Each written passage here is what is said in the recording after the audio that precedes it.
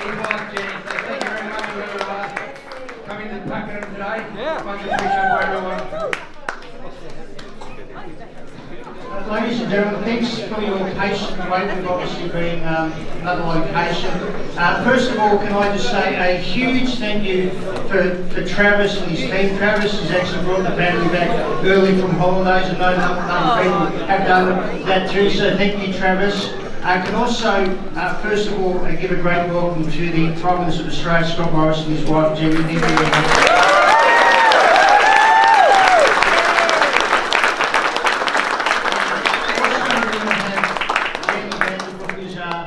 Liberal candidate for Holt. She's here today. Well done, Jennifer. We have Cole Hoppert, our Senate candidate. Can I first of all just again thank all the user groups here at the Tumor Centre for being here today to host this event. And obviously we had some great news in the recent budget with $4 million committed to Tumor Centre here in Pakenham. Well done, guys. And it's all about the kids and making sure the kids have the best future. And I see Gareth there from the Office of Footy Club, and I know we have Peter Hughes and Glenn from the Berry Footy Club here today. To all our multicultural groups and friends, thanks so much for being here today and being on my team, supporting us and coming along firsthand to hear the Prime Minister. And we've actually been delivering, the Prime Minister's been delivering locally for Latrobe simply because we now have the budget back in the black. Simple as that.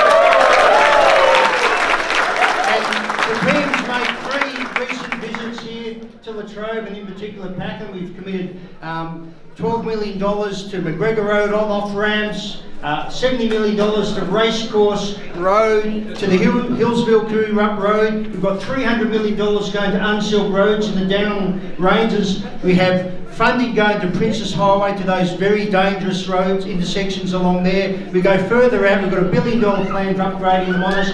Stage 2 is about to start, and I've actually personally taken the PM out to the Beaconsfield interchange, which is going to be another $500 million. We put money recently in the Casey Hospital Emergency Department for the kids. We put a new MRI machine here locally. The PM's been down to Bunjil Place. The great news today, and I'll say my final big thank you, PM. You've really looked after us here in Latrobe. You've been a great support, and thank you, Jenny, for coming out here today. Thank you.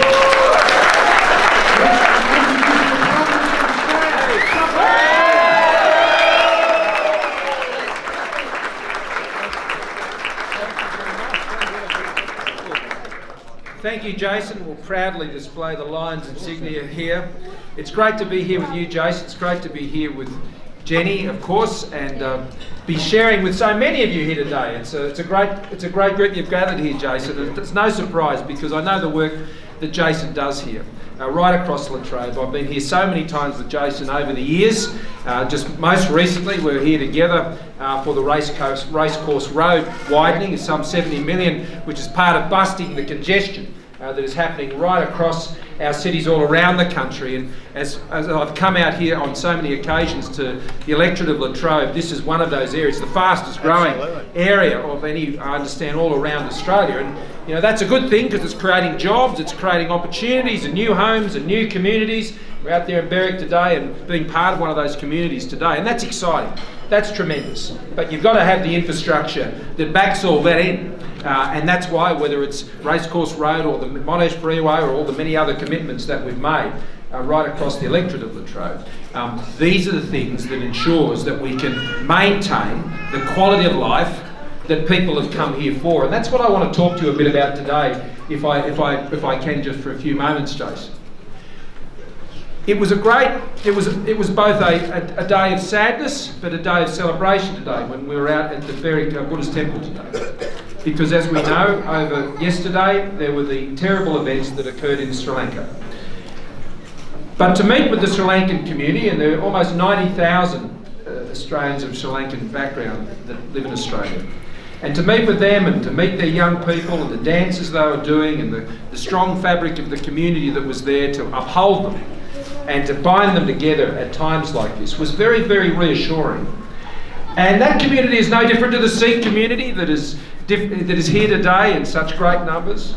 It's no different to the many different communities that make up who we are today as Australians. There was one of our Federation fathers, before the Federation was formed. I'm a bit of a fan of his name was Sir Henry Parkes. And this is what he said when he talked about Australia coming together as one country and the Federation. He said, "What we are doing by this great federal movement is not for us, the people of that time," he said, "but for them." And he's talking about you. "For the untold millions that will follow us, until this land of Australia shall gather within its bosom all the fruits of the culture of the world, and until the flag of freedom shall be planted here so firmly and guarded with such a fervent patriotism that all the powers of earth shall never assault it." That's Australia today. That's Australia today.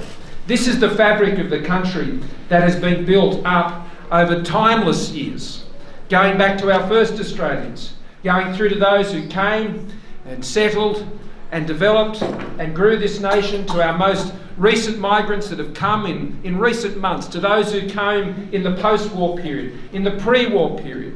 From every single corner of the world, we have come here to this country and founded what is the greatest country in the world today. And we can celebrate it. Yes. And we do. And we should. But for all of us, what we've come for, I believe, is the promise of Australia. And what is that promise that has drawn so many people from so many different parts of the world to come here to live together in peace and in harmony?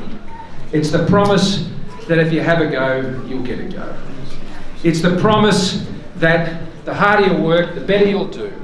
That you'll be able to invest in your family and your community, and you'll be able to lift everybody up, those around you, yourself, and to create an even stronger Australia. This is the promise of Australia to each of us. But it's also a promise that we all have a duty to uphold to each other. That we ensure that the promise of Australia is there for everyone who comes to this country and comes here under the successful migration program that we have been running now, the most successful immigrant country in the world today, the most successful multicultural country in the world today, all the product of a well-run, rules-based immigration system that protects the quality of the Australian life experience that we can all share and have. And this is the promise we must keep by preserving the integrity of our immigration system, by ensuring that it's a system that is designed as those who have come to Australia, who came to make a contribution, not take one, but come to build a stronger Australia, as the waves and waves of migrants who have come to Australia have done so. This is the promise. And we all have a duty to uphold that promise, to ensure that it's there for those who come after us, just as Sir Henry Parkes said over 100 years ago. In stating that promise, it is for us to maintain it into the future. And as our communities, as they age and as they go through different phases of life, there are things that we need to do to continue to bind Australians together. When I became Prime Minister, I said, I want to keep Australia's economy strong so we can deliver and guarantee funding for the essential services, health, schools, hospitals, roads that Australians rely on. Did you know since we came to government, we've increased funding for hospitals in this country by more than 60%. Did you know that we've increased funding for public schools by more than 60%? That we've increased funding for mental health in this country by 45%, for aged care by 50%. Medicare is at its highest level of bulk billing in Australia's history. The last election, the Labor Party wanted to talk about Medicare quite a bit. We were elected and we've made Medicare the strongest it has ever been. That's what a strong economy and managing money can do for you when you've got a government who knows how to do that. You know, if you can't manage money, you can't run a country. And that's what this election is very much about. It's about these choices. But I said I wanted to keep the economy strong. I said I wanted to keep Australians safe. Safe not just from the threats that come from terrorism, the threats that come externally, the threats that we equip our defence forces for to serve in so many places selflessly overseas. And I acknowledge any veterans or servicemen and women who are here today. but to keep our families safe. You know, one of the things we announced recently was extra funding for 1-800-RESPECT, which is the call line for those who are experiencing domestic violence. And we've increased the funding for 1-800-RESPECT so it can better service culturally and linguistically diverse communities.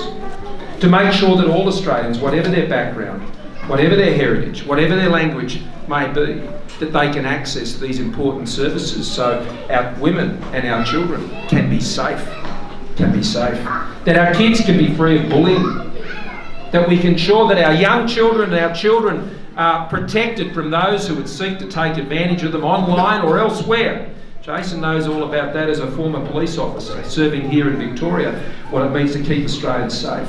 But the third thing I said is I want to keep Australians together. I don't want to set one group of Australians against another. I don't want to say to one group of Australians that you have to be punished more so others can be supported, that some have to be taxed more so others can be taxed less. No, I don't believe that's the Australian way, and I don't think it's part of the Australian promise. The Australian promise is you come, you work hard, we can all do better. We don't have to push people down to raise others up. That's not the way we do things in Australia. And I think that's an important value and issue that's at stake in this election. But as we take this country forward and we keep Australians together, there are important services that we have to invest in, particularly for the many migrant communities that make up Australia. One of those is how those communities now, as many of them have moved into aged care facilities or need aged care services. Today I've announced $10 million to provide navigators to help people in different migrant communities to navigate the aged care system, to make sure they can access the home care packages and the residential aged care packages and make sure that they can get access to the aged care support they need. The other thing I've announced today is $5 million for an accelerator program for migrant business startups. You know, 1 in 3 small businesses in this country is run by someone who was not born overseas, who was born overseas. 1 in 3. 1 in 3. And that says a lot, I think. It says a lot about the entrepreneurial nature of the migrant communities that come to Australia over generations. And when they come to take up that Australian promise, we want to make sure that we keep it. And that $5 million is there just to help them with their start-out businesses because they will create jobs. As we know, the migrant businesses that have come to this country over generations, one of the most favourite things Jenny and I do almost every year is we go to the Ethnic Business Awards. And we hear the stories of the many ethnic businesses around the country. And it's been going for over 30 years. Jenny cries at every single one of the events because we hear the marvellous stories of the hardship that people have gone through, and they've come with nothing and they've started these businesses. And now they're employing hundreds of people, whether here in Melbourne or over in Western Australia, up in the Northern Territory.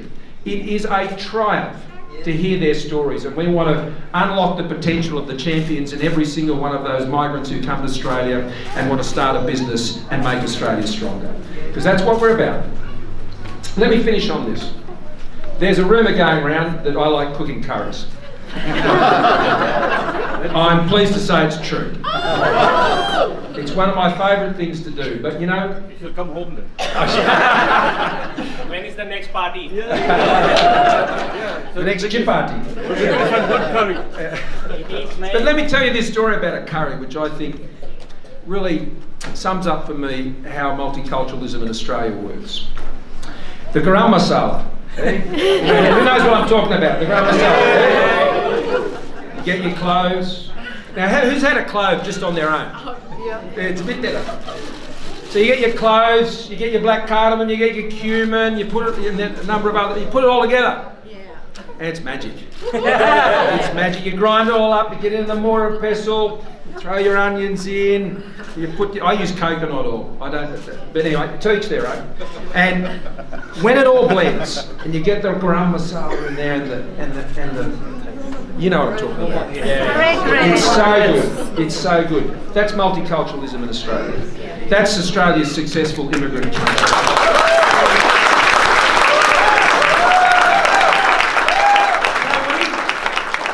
We're going to keep this great Australian promise alive in this country, and you can do that by supporting Jason here.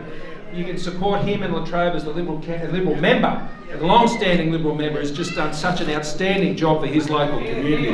We're going to keep that promise, mate. We're going to keep that promise to the people here in Latrobe. The $4 million that you've already mentioned, this is real money. Absolutely. This is money in the budget. The $70 million for the racecourse road, that's real money. It's in the budget. It's happening. And the only thing that stands in the way of that would be a potential Labor government. And we're not going to let that happen, because we're going to keep the promise to Australians. We're going to keep our economy strong. We're going to keep Australians safe. And most importantly, our government is going to keep Australians together. Thank you very much.